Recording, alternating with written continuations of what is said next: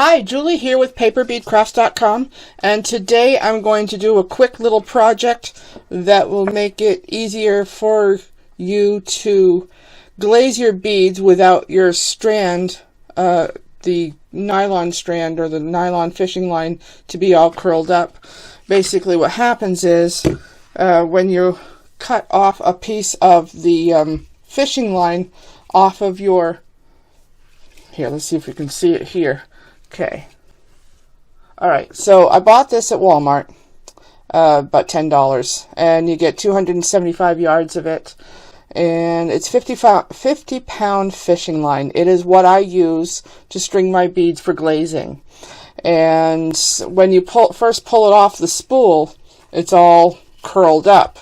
So one way to solve this problem when you're actually hanging your strands, this one's okay because I've reused this over and over again, but it's still a little wonky. I bought these weights. I have already done a video on weights where I used stainless steel nuts and beads to make, and those were about a ½ ounce. These are 3/4 ounce, and these are stainless steel fishing sinkers. And I use 16 gauge wire and paper clips to make S hooks to put them all together. I'll just go ahead and I'll demonstrate making one. And let's see, I have my bucket of these here. I've got quite a few made already, but these are kind of an egg shaped, well, sort of. And see, I've got quite a few made already. But I'm going to go ahead and make one more. You're going to need 16 gauge wire. I've got the soft, dead soft wire here. I bought this at Walmart. I think I paid $1 for it, and I think it was 10 yards or something, maybe not even that long. But anyway, this is what I use. And since I'm not making jewelry with this, the tools that you use, they don't need to be expensive. I'm just using plain old round nose pliers, and I'm going to work on the bottom part first. And I make as tight a coil as I possibly can. And the way I do that is I put the wire at the very tip and just roll it, and then I let it ride to the side. I let it go to the side, and I'm just coiling it up like I would if I were coiling to make, what are they called? Jump rings. Okay, so it only needs to be a couple of times until the end meets the wire. You basically want to go 2 total times around. Okay, and then what I do is I go ahead and I'm leaving it long for a reason, so I don't waste any. So I put this on there all the way up, and you want 16 gauge wire because these holes are kind of big, and it's going to float and float around on there. You can use a thicker wire if you want, but this is 16 gauge. 14 and 12 gauge would work too, but you want a dead soft wire so you can actually work with it. All right, and then for this end here, you're going to want to cut off maybe a ½ inch or so, because you're going to make a loop at this end. Not so much on the first end, but on this end you're going to need a loop. So you're going to want a ½ inch to 3/4 of an inch. So you're going to cut it down.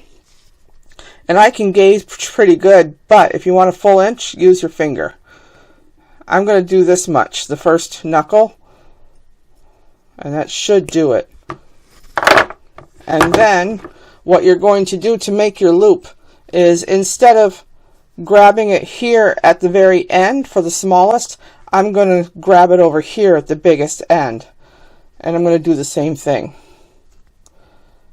I'm just going to coil it around.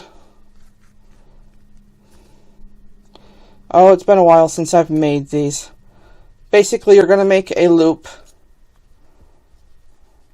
and you're going to keep working the loop until it goes all the way around, just like on the first side. You don't really want that tip to stick out, but you want the hole to be big enough for the next step. And if it doesn't quite make it, just go ahead and cut off the excess. It'll be fine. All right. You want the hole to be as big as about halfway. You know, not all of mine work, and after all, nobody else is going to see it but you. Okay, so you've got the loop on the end, and your loop needs to be big enough so that you can pass one of your paper clips through it. And I made myself a whole bunch of paper clip S-hooks. Basically, you take one of those jumbo paper clips, cut it into 4 even pieces, and then you curl one side up and then curl the other side up. And since I already have a closed loop on this side, I'm just going to use this loop. And look at that, it matches. It's blue to blue. I'm just going to go ahead, stick it in there, and I am going to close it up. And that is it. We've got one made. And you do this over and over and over again until you have as many weights as you need.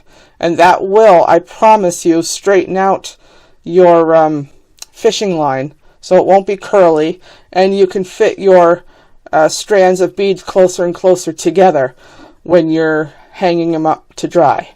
Okay, that is it for today. I want to thank you for watching. Oh yeah, by the way, I got these from Amazon.com.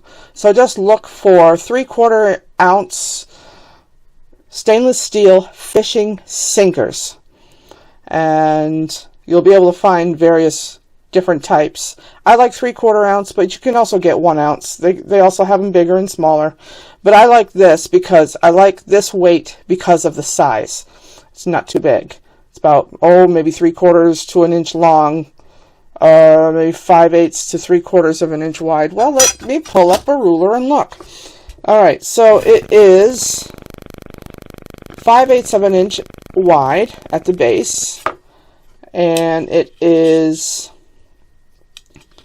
7/8, yeah, 7/8 of an inch long. That's it. So 3/4 ounce fishing sinkers made with stainless steel. All right, until next time, thank you and have a great day. Goodbye. Hold it, just one more thing. You might want to see how to use it. Basically what you do is you go ahead and put the open side of the S-hook on your loop at the end of your strand of beads, and that way when it is on your hanging rack it'll weight it down. It's basically that simple. Okay, and the next video that I'm going to do is I'm going to update the way I glaze my paper beads. So look for Glazing Paper Beads 2007. Okay, Val, that's it. Goodbye.